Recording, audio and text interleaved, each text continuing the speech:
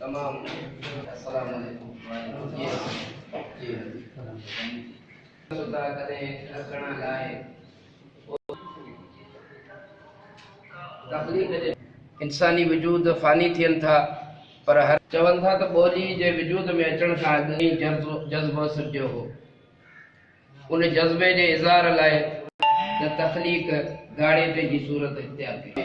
सब खां पहिरियां ई एतिरी फितरी अमायगी हुई तखलीक जे अमल खां इंसान इन अमल में एतिरो वाधारो हर लेखक जो अदब आहे। इंसानी जज़्बन दुख ऐं ख़ुशीअ जे इज़हार बुराई ऐं चङाई जे अकास अवल या के ॿिए गाड़े में इज़ारियल हुजे जेका एशिया अदबी संगत जी शाख आहे।